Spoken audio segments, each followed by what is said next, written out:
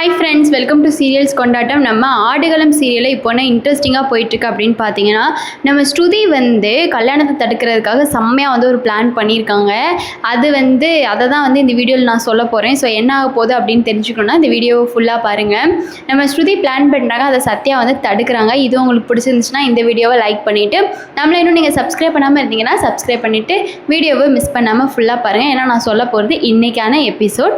So வாங்க வீடியோக்குள்ளே போகலாம். ஸோ என்னாச்சு அப்படின்னு பார்த்தீங்கன்னா, நம்ம சத்யா அர்ஜுன் எல்லாருக்கிட்டே நாளைக்கு மாப்பிள்ளை பார்க்க வராங்கன்னு சொல்லிட்டு ஸ்ருதிக்கு ஒரு சூப்பரான சாரீ எடுத்து கொடுத்துட்டு ரூமுக்கு வந்துடுறாங்க. இப்போ நம்ம சத்யா ரூமுக்குள்ள வரும்போது அர்ஜுன் சத்யா கிட்டே கேட்குறாங்க, என்னமோ சொன்ன அம்மாவும் ஸ்ருதி கல்யாணத்துக்கு ஒத்துக்க மாட்டாங்க, இப்போ மாப்பிள்ளை பார்க்குறதுக்கே அவங்க ஒத்துக்கிட்டாங்க, இப்போ நீ என்ன பண்ண போகிற சத்யா, நீ எப்போ அந்த வீட்டை விட்டு கிளம்புறத ஐடியாவில் இருக்கா அப்படின்னு சொல்லிட்டு கேட்க, உடனே சத்யாவுக்கு கோவம் நான் ஏன் வீட்டை விட்டு கிளம்புறதுலேயே இருக்கீங்க, நீங்கள் அதுலேயே நீங்கள் ஏன் குறியாக இருக்கீங்க, இன்னும் நீங்கள் பாதி கிணத்தை கூட தாண்டலை அர்ஜுன், முதல்ல பாதி கிணறு தாண்டுங்க, அதுக்கப்புறம் முழு கிணறை தாண்டிட்டு என்னன்னு பார்க்கலாம் அப்படின்னு சொல்லிட்டு நம்ம சத்யா அர்ஜுன் கிட்ட சொல்லிடுறாங்க. உடனே அர்ஜுன் எப்படி இருந்தாலும் நான் முழு கிணறை நான் தாண்ட தான் போகிறேன், நீ இந்த வீட்டோட கோட்டையை நீ தாண்டி போக தான் போகிற அப்படி சொல்லிட்டு அர்ஜுன் சொல்ல, உடனே சத்யா பார்க்கலாம், அதையும் நீங்கள் எப்படி இருந்தாலும் பாருங்கள், அந்த ஸ்ருதி எப்படி இருந்தாலும் மாப்பிள்ளை பார்க்குற ஃபங்க்ஷனில் ஏதாச்சும் ஒன்று பண்ண தான் போகிறா, ஏதாச்சும் ஒன்று தடுக்க தான் போகிறா, நீங்கள் வேணால் பாருங்க அப்படி சொல்லிட்டு சொன்னதுக்கு அப்போ இவங்க 2 பேரும் பேசிக்கிட்டு இருந்ததை ஸ்ருதி ஒட்டு கேட்டுட்டாங்க. ஒட்டி கேட்டுட்டு ஸ்ருதி யோசிக்கிறாங்க, நான் நினச்சேன்டி, அப்பயே நினச்சேன்டி, எல்லாமே இந்த சத்யா தான் அர்ஜுன் மாமாவை தூண்டி விட்டுருப்பாங்க நான் நினச்ச மாதிரி தான் இப்போயும் நடந்திருக்கு, எல்லாமே இந்த சத்யாவோட வேலை தான் அப்படின்னு சொல்லிட்டு ஸ்ருதி அதை ஒட்டு கேட்டுட்டு போயிடுறாங்க. இப்போ ஸ்ருதியோட அம்மா அப்பா ரூமில் நின்றுட்டுருக்காங்க. ரூமுக்கு தான் ஸ்ருதி போகிறாங்க. உடனே ஸ்ருதி கிட்ட அவங்க அம்மா கேட்குறாங்க, என்னடி ஸ்ருதி, சத்யாவோட ரூமுக்கு போய் அர்ஜுன்கிட்ட நன்றி சொல்லிட்டு வரியா, எனக்கு மாப்பிள்ளை பார்த்ததுக்கு நன்றின்னு அப்படின்னு சொல்லிட்டு சொல்ல, உடனே ஸ்ருதி அவங்க அம்மா கிட்ட, போதும் நிறுத்துமா, ஓவராக என்னை வச்சு கலாய்க்காத, நான் ஒன்றும் நன்றிலாம் சொல்லிட்டு வரலை, அர்ஜுனும் சத்யாவும் பேசினது இப்போ தான் கேட்குறேன், அர்ஜுன் மாமா தூண்டி விட்டதுக்கு காரணமே இந்த சத்யா தான், என் மேலே அக்கறையில் ஒன்றும் இந்த கல்யாணம் ஒன்றும் நடக்கலை, சத்யா தூண்டி விட்டு தான் இந்த கல்யாணம் நடக்குது அப்படின்னு சொல்லிட்டு ஸ்ருதி அவங்க அம்மாட்டையும் அவங்க அப்பாட்டையும் சொல்கிறாங்க. உடனே அவங்க அம்மாவும் அப்பாவும், என்னடி நீ பாதி பிளான் தான் சொன்ன இந்த கல்யாணத்தை தடுக்க, முழு பிளான் சொல்லவே இல்லையடி, சொல்லுடி, அப்புறம் நீ சொல்லாமல் நானும் அப்பாவும் எதுலையாச்சும் மிஸ்டேக் பண்ணிட்டா என்ன பண்ண முடியும், சொல்லுடி அப்படி சொல்லிட்டு கேட்குறதுக்கு நம்ம ஸ்ருதி அப்போ தான் நிறையா பிளானை சொல்கிறாங்க. அந்த பிளானை எப்படின்னா மியூட் பண்ணியிருந்தாங்க அவங்க பேசும்போது, அதனால் என்ன பிளான்னு எனக்கு தெரியல, உங்களுக்கு என்ன பிளான்னு கெஸ் ஆச்சு அப்படின்னா கமெண்ட்ஸ் மூலமாக ஷேர் பண்ணுங்கள். சத்யாவை பிடிக்குன்னா சத்யா சூப்பர்னு சொல்லிட்டு கமெண்ட் பண்ணுங்கள், அர்ஜுனை பிடிக்குன்னா அர்ஜுன் சூப்பர்னு சொல்லிட்டு கமெண்ட் பண்ணுங்கள். இந்த சீரியலில் யாரோட ஆக்டிங் ரொம்ப பிடிக்கும்னு நீங்கள் நினைக்கிறீங்களோ அவங்க பேரை கண்டிப்பாக மென்ஷன் பண்ணி அவங்களுக்கு எத்தனை மார்க் கொடுப்பீங்கன்னு சொல்லிட்டு கமெண்ட் பண்ணுங்கள். சரி, என்ன ஆச்சு அப்படின்னு பார்க்கலாம். நம்ம கமெண்ட்டை பற்றியே நம்ம பேச வேண்டாம், எல்லோரும் ஆர்வமாக இருப்போம், அதனால் என்ன ஆச்சுன்னு பார்க்கலாம். உடனே ஸ்ருதி இப்படி சொன்னதுக்கு அப்புறமா ஸ்ருதியோட அம்மா, என்னடி முழு பிளானை சொல்லு அப்படின்னு கேட்டோடனே வாய்ஸ் மியூட்டில் இருக்குது, என்ன பிளான்னு தெரில, சீரியல் பார்க்க தான் என்ன பிளான்னு நமக்கு தெரியும். அப்புறம் தான் ஸ்ருதி என்ன பண்ணுறாங்கன்னா, அபி இருந்தாங்க இல்லையா, ஸோ அபிக்கிட்ட போகிறாங்க. அபிக்கிட்ட போயிட்டு, மாமா நான் பண்ணதுக்கு எல்லாத்துக்கும் என்னை மன்னிச்சிருக்க மாமா, ரொம்ப ரொம்ப நல்லவ மாதிரி பேசுகிறாங்க அபிகிட்ட.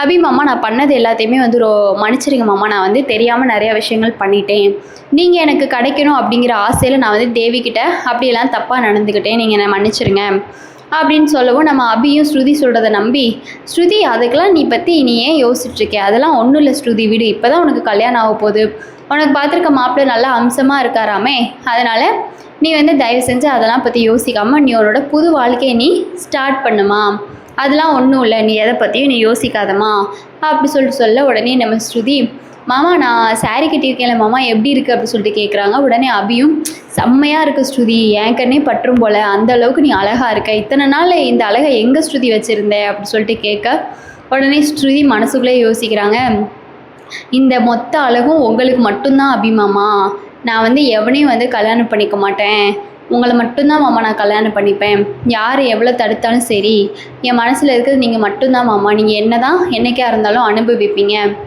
அப்படின்னு சொல்லிட்டு நம்ம ஸ்ருதி சொல்லி மனசுக்குள்ளே யோசிக்கிறாங்க.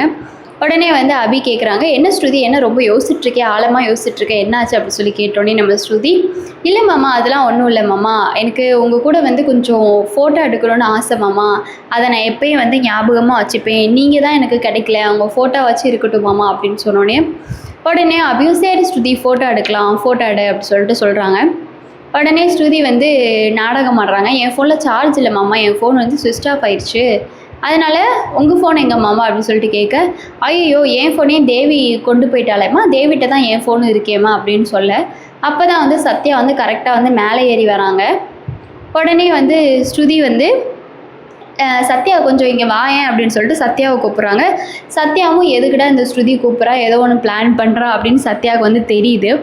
தெரிஞ்சாலும் சத்யா வந்து சரி போவோம் அப்படின்னு சொல்லிட்டு வராங்க. வந்ததுக்கப்புறமா ஸ்ருதி வந்து சத்யா கிட்ட, சத்யா என்னையும் அபிமாமாயும் வந்து கொஞ்சம் ஃபோட்டோ எடுக்கிறியா அப்படி சொல்லிட்டு கேட்க, உடனே சத்யா வந்து எடுக்கிறேன் கொடு அப்படி சொல்லிட்டு ஃபோனை வாங்குறாங்க. ஃபோனை வாங்கிட்டு ஃபஸ்ட்டு போஸு அபியும் ஸ்ருதியும் நார்மலாக நிற்கிற மாதிரி ஃபஸ்ட்டு போஸ் எடுக்கிறாங்க. அப்புறம் ரெண்டாவது போஸ் வந்து அபியோட கையை வந்து ஸ்ருதி வந்து பிடிச்சிக்கிட்டு நிற்கிற மாதிரி ரெண்டாவது போஸ் எடுக்கிறாங்க. மூணாவது போஸ் வந்து ஒருத்தருக்கு ஒருத்தர் பார்த்துக்கிற மாதிரி வந்து ஒரு மூணாவது போஸ் வந்து எடுக்கிறாங்க. இப்போ இந்த 3 போஸையும் சத்யா வந்து எடுத்துடுறாங்க. ஆனால் சத்யாவுக்கு ஒரு டவுட் உள்ளே இருந்துக்கிட்டே இருக்குது, என்ன பண்ணுறதுன்னு தெரியல, இந்த ஸ்ருதி ஏதோ ஒரு பிளான் பண்ணுறா, நம்மளும் வேறு இதில் வந்து சிக்கிறோமே அப்படின்னு சொல்லிட்டு சத்யாவுக்கு வந்து ஒரு பிளான் இருந்தாலும் சத்யா வந்து எதையுமே காட்டிக்கல. ஏன்னா கிட்ட வந்து அபி நிற்கிறாங்க இல்லையா, ஸோ எதையுமே காட்டிக்கல. உடனே ஸ்ருதி வந்து சத்யா இந்த 3 ஃபோட்டோவே எனக்கு கொஞ்சம் சென்ட் பண்ணி விடு சத்யா அப்படின்றாங்க. உடனே வந்து சத்யா வந்து அப்படியே முழிச்சுக்கிட்டே சரி சென்ட் பண்ணுறேன் அப்படின்னு சொல்லிட்டு ஸ்ருதிக்கு வந்து சென்ட் பண்ணி விட்டுறாங்க 3 ஃபோட்டோவே. இப்போ இந்த 3 ஃபோட்டோவுமே வந்து என்ன ஆயிடுச்சு அப்படின்னா ஸ்ருதி கையில் வந்து கிடச்சிருச்சு. இப்போ அந்த 3 ஃபோட்டோவே அவங்க அம்மா அப்பா கிட்ட ஸ்ருதி வந்து கொண்டு போய் காமிக்கிறாங்க. அம்மா இங்கே பாருங்கள் ஃபோட்டோ எடுத்துட்டேன் எப்படியோ அப்படின்னு சொல்லிட்டு காட்டினோடனே அவங்க அம்மா அப்பாவும் எப்படி ஸ்ருதி எப்படி எடுத்த அப்படின்னோடனே, யார் எடுத்தான்னு நினைக்கிறீங்க, சத்யா என் வலையில் தானாகவே வந்து அவளாவே வந்து சிக்குனாமா அப்படி சொல்லிட்டு ஸ்ருதி வந்து அவங்க அம்மா அப்பா கிட்ட சொல்லிடுறாங்க. இங்கே பார்த்தா நம்ம தேவியும் சத்யாவும் 2 பேரும் சேர்ந்துட்டாங்க இல்லையா, அப்போ 2 பேரும் ஹாலில் வந்து கொஞ்சி விளாண்டுக்கிட்டு இருக்காங்க.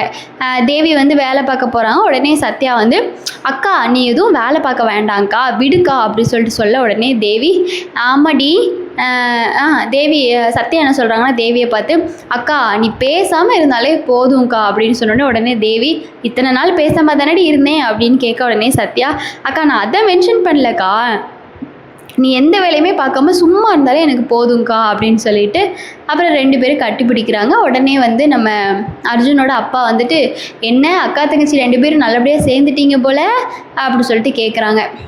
கேட்டோடனே ஆமாம் மாமா நாங்கள் தான் சேர்ந்துட்டோம், இப்போ தானே செல்வநாயகியோட முகத்தை வந்து அக்கா தெரிஞ்சுக்கிட்டா அப்படி சொல்லிட்டு சொன்னோடனே தேவியும் வந்து அர்ஜுனோட அப்பா கிட்ட மன்னிப்பு கேட்குறாங்க. மாமா நீங்களும் சத்யாவும் சொல்லி நான் நம்பல மாமா, இப்போ தான் எனக்கு தெரியுது அப்படி சொல்லிட்டு மன்னிப்பு கேட்குறாங்க. இந்த வீடியோ பிடிச்சிச்சுன்னா கண்டிப்பாக லைக் பண்ணுங்கள். நெக்ஸ்ட் வீடியோவில் பார்க்கலாம். டாடா.